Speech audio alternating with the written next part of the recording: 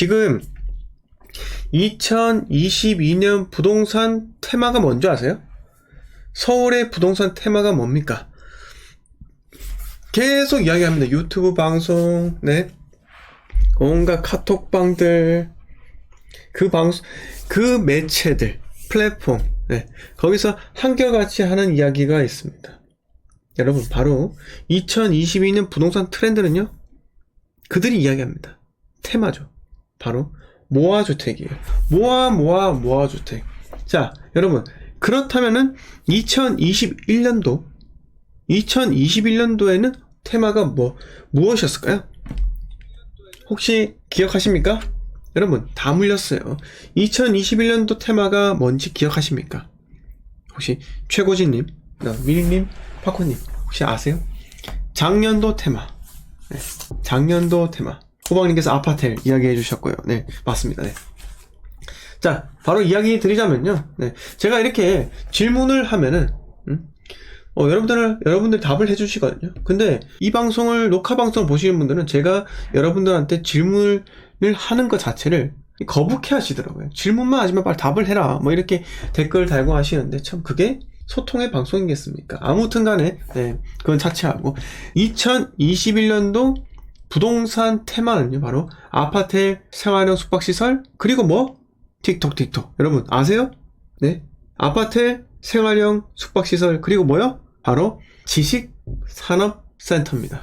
자, 수도권의 공장을 내 소유로 3억짜리, 4억짜리 받아가지고 대출 90%, 90% 땡긴 다음에 10%, 20%만 내면은 그때는 금리가 2%대, 3%대였으니까 예.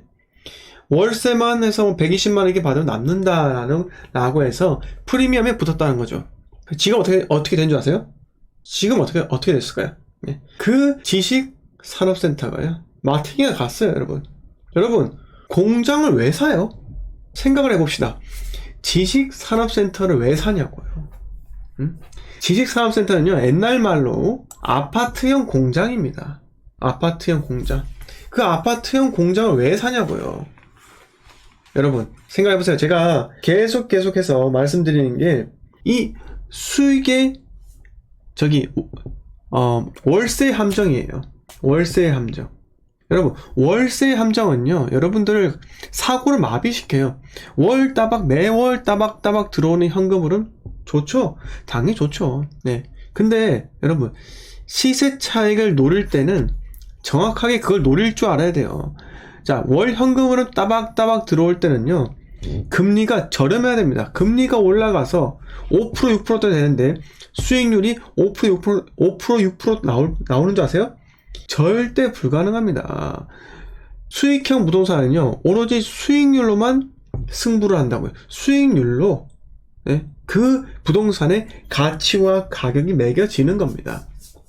네, 지금 그래서 박살나는 거예요. 왜? 금리가 올라가고 있으니까. 수익형 부동산이니까 수익이 떨어지면 당연히 박살나는 게 인지상정 아니겠습니까? 자, 지식산업센터 지금 못 구해요. 경기 위축되잖아요, 여러분. 네? 경기 위축이요.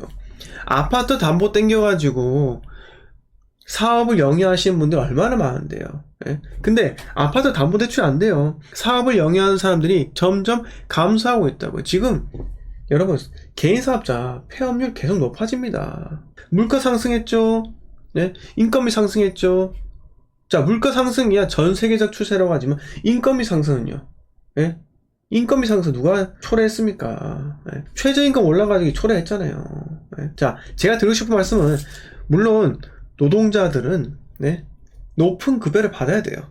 받아야 됩니다. 근데 무작정 최저임금을 올리잖아요. 그럼 어떻게 되는지 아세요? 대기업 다니는 생산직들도 마찬가지로 최저임금에 걸릴 수밖에 없어요. 네? 그렇게 된다니까요. 그러면 어떻게 됩니까? 대한민국은요, 대기업 위주로 흘러갑니다.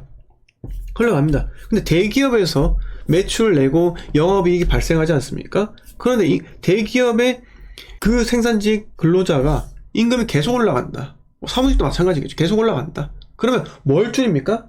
당연히 하청업체 줄이죠. 여러분, 하청업체, 하도급업체, 네, 벤더들 다 후려 갈긴다니까요. 네? 그들이 자생할 수 없도록 여러분 재무제표 있잖아요. 정확하게 그 중소기업 업체들 있죠. 재무제표를 면밀히 들여다보고 얘들이 영업이익이 나지 못해 영업이익이 난다. 그럼 조집니다. 예? 그런 구조로 흘러가는 게 지금 사회라고요. 여러분 대기업 탓만 하실 거예요? 아니에요. 예? 이 사회적 구조, 사회적 모순점이 잘못된 겁니다. 예? 자, 제가 한 번 더 정리해 드릴게요. 자, 최저임금 올라가잖아요. 좋죠. 알바가 사장보다 더 많이 버는, 좋습니다. 예? 그게 뭐 바로 공산주의 아니겠습니까? 뭐 그걸 떠나가지고, 예? 그런데 생각해보세요. 최저임금 올라가잖아요.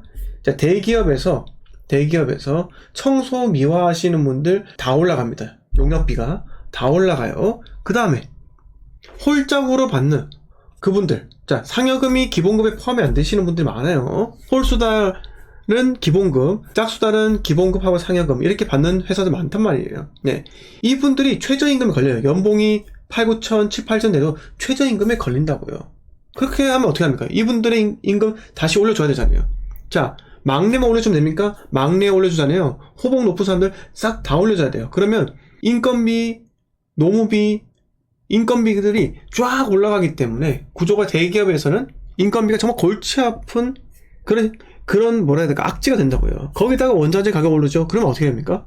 자연스럽게 여러분 제일 희생하는 것은 바로 벤더들이에요. 네. 벤더 니네 단가 다 후려, 다 작살나잖아요. 네. 그렇게 하다 보면은 안전사고 터지고요, 사회 구조가, 네, 박살이 난다고요. 자연스럽게 물가가 올라가고 인건비가 올라가는 구조가 되어야 되는데, 이 정부에서 인위적으로 최저임금 매년 10몇 %씩 올렸잖아요. 네. 어떻게 됩니까? 여러분, 지금 그게 다 부작용으로 나타나는 거예요. 네. 우리 유유자정님께서 먼떨 만떨 아이고, 좋은 말씀 감사합니다. 네. 아무튼 제가 잠깐의 사회적 구조를 말씀을 드렸었고, 잠깐 제가 불평불만이 있는 겁니다. 네. 자, 아무튼 간에 지금 드리고 싶은 말씀은, 네, 오늘 주제예요. 네. 이게 뭐 대기업 그런 게 아니라, 네, 부동산 정말 큰일 났다. 네, 현재 실탄이 매우 부족합니다. 왜 그럴까요? 네, 내년도에 이 어마어마한 기회가 찾아온다는 거죠. 어마어마한 기회가. 네, 지금 부동산 가격이 매우 떨어집니다. 네. 자, 요걸 말씀드리기 전에, 아까 하던 이야기를 마무리 짜면, 결국은 경기 침체가 오고 있다는 거죠. 네. 수많은 이유에 의해서. 뭐, 이유에 어찌됐든 간에 지금 현재 중요한 것은 경기 침체가 오고 있다는 겁니다. 자, 경기 침체가 오고 있다는 건요, 이 월세를 내는 주체인 자영업자, 그리고 뭐 법인사업자 등등이 상황이 안 좋아지는 구조로 봉착했기 때문에, 위기에 지금 봉착했다는 거죠. 그렇기 때문에 수익형 부동산의 수익이 나지 않는다는 말입니다. 네. 그래서 작년의 테마의 아파트형 오피스텔, 주거형 오피스텔이죠. 아파텔, 소위 말하는 아파텔, 뭐 생활형 숙박시설, 그리고 지식산업센터, 이 세 가지에 물린 사람들 지금 작살난 겁니다. 정말 고통스러워요, 지금. 네. 시행사 찾아가가지고 매일같이 찾아가서 제발 계약 해지 좀 시켜주세요. 제가 계약금 포기할게요. 이렇게 하는 사람들이 태반입니다. 근데 시행사가 미쳤다고, 예? 계약 해지 시켜줍니까? 안 해주죠. 절대로요. 왜? 견디면은 이 사람들 잔금 내야 돼요. 잔금 못 내면은, 예? 연체 이자, 지연 이자 발생하고요. 이득은요, 시행사가 취하는 겁니다. 맞지 않나요? 예? 그래서 제가 드리고 싶은 말씀, 테마는요, 함부로 타는 게 아닙니다. 주식도 마찬가지잖아요. 주식을 테마로 타는 게 아니에요. 주식 투자는요.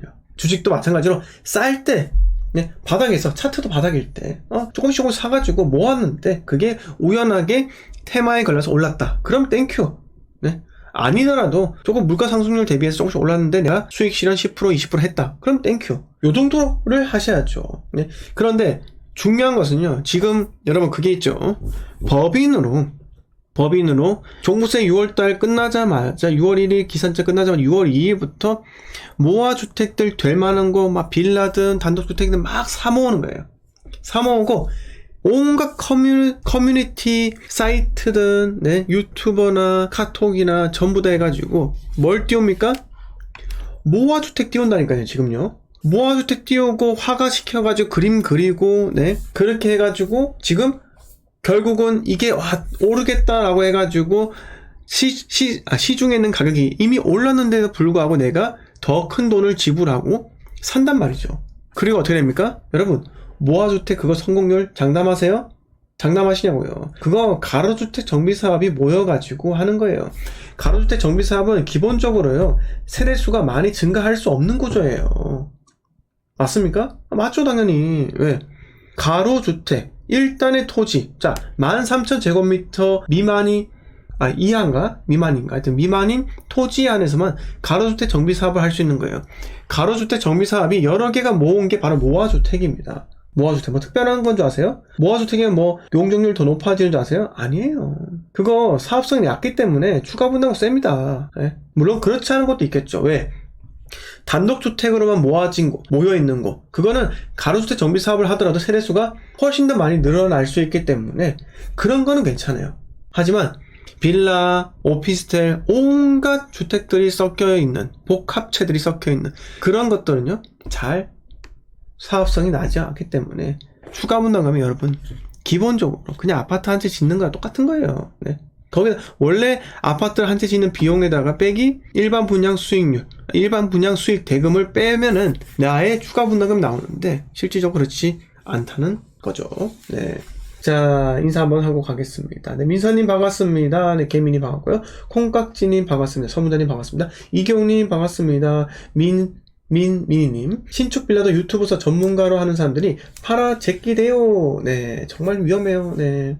자, 미리님. 네, 좋아요 18개 미리 눌러주세요. 네, 감사합니다. 좋아요 100개까지. 네, 돌파 부탁드리겠습니다. 네, 박건님께서 대기업 10년 차도 최저임금 걸렸습니다. 그러니까요, 이게 사회적인 모순입니다. 네.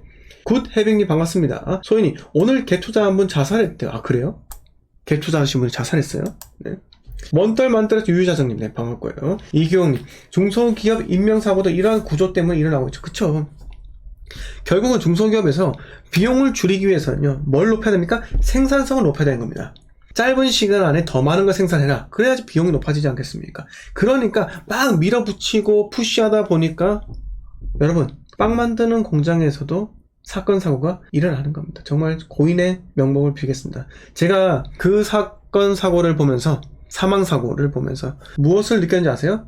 역시 수도권에 있는 소재한 기업에서는 사고가 나면은, 인명사고가 나면 스포트라이트를 받기 때문에 바로 여론 확산이 되는 거예요. 그런데 여러분, 지방에서요, 사고 나잖아요, 그냥 쉬쉬하다가 묻혀요. 저는 이런 구조도 좀 잘못되었다 생각을 합니다. 네. 자, 미즈노님 반갑습니다. 네. 그리고 SL님 반갑습니다. 지성필님께서 조선생님, 네, 팬인데요. 청주 탑동 힐드사임 33평 실거주 11월 30일 입주인데요. 기준층 기준 확장 미포 3억 초반에 분양하는데 마피 뜰까요? 마피요? 저는 솔직히 말씀드려가지고 지금 경기가 좋지 않아요. 청주 입주 물량이 점점 많아집니다. 그건 맞는데, 근데 빠질 수는 있어요. 빠질 수는 있는데 그 탑동 힐드사임이 금액대가 그다지 높지 않다고 생각합니다. 저는 그게 좀 적당하다 생각을 하긴 하는데, 그래서 마피가 뜰까라는 의문도 들기도 해요. 네. 네, 드림님 반갑습니다. 연인님 반갑고요. 한나님 반갑고요. 박종희님 반갑습니다. 한진호님 반갑습니다. 오징어 608님 반갑습니다. 네, 우측 깜빡이님 반갑습니다. 박권님께서 안타깝다 이렇게 말씀하셨고요. 네. 자, 현재 단독주택도 가격이 꺾이고 있다고 합니다. 18개월 만에 하락세가 나타나 이렇게 이야기를 하셨는데, 자, 단독주택들이 모여있는 서울 서대문구 연희동 일대 부자들이 또 많이 사시죠. 네. 자, 21일 한국부동산원에 따르면 지난달 전국 단독주택 매매 가격 지수는 전달 대비 0.1% 상승한 것으로 나타났다. 8월에 비해 상승폭이 0.09%포인트 하락했으며 올해 들어 월별 기준 최저 상승률을 기록했다고 합니다. 자, 눈에 띄는 점은 하락 지역의 등장이다 라고 하는데, 지난달 서울 도심권, 서부권, 경기 경희권, 경남의 단독주택 매매 가격은 하락세가 돌아섰다. 단독주택 가격이 하락한 지역이 나타난 것은 작년 3월 제주 마이너스 0.01% 이후 18개월 만이다 라고 합니다. 네. 아무튼 간에 지금 단독주택 가격까지 하락하고 있다는 것은 지금 대세적으로 전반적인 부동산 경기 전체가 위축이 되고 있다는 겁니다. 네. 단독주택 같은 경우 특히 거래가 더 없기 때문에 가격이 다음 거래에 의해서 크게 하락이 일어날 수 있는 그런 구조기도 해요. 왜? 아파트 같은 경우는 거래량이 원래 많기 때문에, 네. 그리고 워낙 이게 뭐라 해야 될까요? 다양한, 동양이고, 죄송합니다. 다시 말할게요. 네. 아파트는 방향의 차이, 층의 차이가 있지만 너무 큰 차이 나지 않습니다. 그러나 단독주택은요, 물론 토지 가격으로 비교하긴 해도 워낙 생긴 형태가 다르기 때문에 가격 차이가 비교적 많이 나기도 합니다. 네. 그러니까 단독주택 같은 경우는 조금만 분위기가 좋지 않아도 그냥 매매가가 훅 후려칠 수 있다는 겁니다. 네. 아무튼 간에 이 소식이 들려오는 것은요, 자연스러운 현상이에요. OP 지식산업센터, 발음이 안 되는 지식산업센터, 그리고 생활형 숙박시설 지금 박살나고 있죠. 단독주택 박살나고 있죠. 그런데 이들 전에 박살난 건 바로 아파트입니다. 네. 자, 이 말이 뭐다? 본격적인 대세 하락으로 가고 있다는 겁니다. 여기서 갑자기 반등이 일어날까요? 반등 불가능해요. 왜? 부동산은요, 대부분 다 거래가 증가하지 않는, 거래량이 많지 않잖아요. 주식에 비해서. 한 아파트가 갑자기 1000세대가 있는데 갑자기 1000건이 나올 수 있습니까? 거래량이 불가능하잖아요. 네, 그래서 아파트는 비탄력적이라고 이야기를 합니다. 네, 비탄력적. 조금만 수요가 증가해도 폭등할 수 있고요. 조금만 수요나 공급이 늘거나 하더라도 가격이 폭락할 수 있는 게 그런 게 아파트라는 겁니다. 네. 전반적인 이제 부동산 경기 침체를 이야기해 드렸고요. 제가 오늘 한 번 더 말씀을 드리고 싶은 것은 바로 지금 부동산이 매우 큰일 난다, 이렇게 말씀을 드리고 생각을 하고 있는데, 그런데 지금 실탄이 매우 부족합니다 라고 생각하시는 분들이 매우 많다는 겁니다. 네. 왜 그럴까요? 자, 꾼들은 알아요. 선수들은 압니다. 냄새가 난다는 거죠. 왜? 대세 하락. 대세 하락은요, 그렇게 길지 않을 수 있습니다. 그러나 바닥을 다지는 침체는 오래 갈 수도 있는 겁니다. 하지만 우리는 이 회복장을 노리는 거예요. 회복장. 그리고 가장 어두운 시기에 들어가야지 내가 바닥을 잡을 확률이 매우 높다는 겁니다. 자, 가장 어두운 시기가 언제입니까? 타 지역들은 제가 말씀을 안 드리죠. 언급을 드리지 않습니다. 왜? 앞으로 대한민국의 유동성이 다시 흐르기 시작할 때, 수많은 그 여유 투자금들이 지금 금리 5%로 예금에 예치된 그 현금들이 과연 어떤 지역으로 흘러 들어갈 것인가에 대해서 우리는 초점을 맞춰야 한다고 저는 생각을 해요. 그 지역이 어디입니까? 바로 땡땡 지역이라는 겁니다. 땡땡 지역. 네. 그 땡땡 지역은요, 앞으로 서울 수도권부터 해서 강원도, 전라도, 충청도, 경상도권에서 투자자들이 돈을 싸들고 들어올 곳이란 겁니다. 여러분, 제가 오늘 말씀드릴게, 투자자가 왜 이 지역을 선택해서 들어올까요? 자, 먼떨 만떨 제외하고요. 그건 제가 항상 말씀드리잖아요. 먼저 떨어지고 많이 떨어졌기 때문에 투자자가 들어온다. 자, 이건 오케이. 그런데 왜 투자자로 하여금 그 땡땡 지역의 그 매력적인 포인트가로 인해서 그들을 유혹할까요? 왜 그럴까요? 여러분, 바로 분양권이나 입주권, 그리고 갭이 작은 그런 물건들이 많기 때문입니다. 특히 분양권요. 싸니까 많고요. 싸니까 많고. 그거는 먼떨만떨 그것 때문에 그런 거고. 자, 투자를 할 수 있는, 소액으로 투자할 수 있는 것들이 많으면요, 그만큼 투자자가 그들의 유입이 많이 됩니다. 왜? 23년도에 입주 물량이 역대급이에요. 그런데 24년도, 25년도에 입주하는 그 분양권들, 일단은 내가 적은 투자금으로 들어갈 수가 있잖아요. 맞습니까? 그런데 23, 24 여전히 입주 물량 많겠지만은 25년도에 입주하는 거나 26년도에 입주하는 거, 설령 혹시나 분양권이 거래된다, 그럴 가능성도 낮긴 낮아도 분양권이 거래되잖아요. 5억짜리 아파트가 마피 떠서 마피 3천이잖아요. 그러면은 2천만 내면 돼요. 2천만. 네. 그것 때문에 전국에 있는 투자자들이 들어온다는 거예요. 네. 들어온다는 겁니다. 자, 그런데 한진호님께서 말씀하셨다시피 여기서 대전제가 필요합니다. 대전제가. 바로 취득세 중과 해제예요. 자, 제가 계속 말씀드리죠. 아마 취득세 중과는요, 내년에 여론 때문이라도 풀어줄 수밖에 없을 것 같아요. 왜? 자, 생각해보세요. 2024년이 뭐가 있죠? 2024년이 뭐가 있습니까? 아주 중요하죠? 2024년은요, 네, 총선이 있어요. 국회의원 선거. 여러분, 선거에서 공수표 남발하는 거 아시죠? 네? 선거 이기려고 공수표 남발한다고요. 특히 이번에는 지자체 선거보다는 총선이기 때문에 국회의원들이 특히, 네, 부동산에 대해서 법을 바꿀 수 있기 때문에 난리를 칠 거라고요. 또 먹히는 게 뭘까요? 당연히 종부세겠죠. 종부세 없앱시다. 이런 거 들고 나올 거 아닙니까? 근데 다 떠나가지고 그 전에 취득세 중과 해제를 아마 총선 1년 전에 해줄 가능성이 높아요. 그리고 나서 거래량이 살잖아요. 네? 왜? 총선 전까지는 집값이 계속 하락하면 안 돼요. 그러면 현 정권에 대한 그런 비난과, 네, 공격과, 그 누가 감당할 건데요? 감당할 수 없는 부분이니까요. 그러면 어떻게 된다?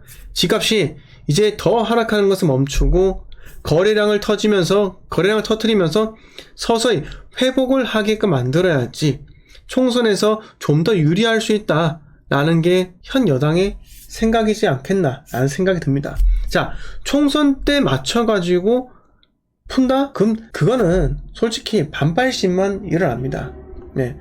솔직히 정부도 총선에서 이기기 위해서, 현 여당이 총선에서 이기기 위해서 취득세 중과 풀려고 하지 않습니다. 어차피 총선 전에는 민주당도 동의할 수가 없어요. 바로 전에는요. 네. 근데 명분이 있잖아요. 집값이 하락하고 있는데 총선보다 1년 전이면은 총선은 상관없다. 지금 집값이 너무 하락하고 있으니까 국민들의 재산을 좀 방어를 해줘야 한다. 이 논리로 가고 이 명분이 있잖아요. 그러면 어쩔 수 없이 민주당도 동의할 수밖에 없습니다.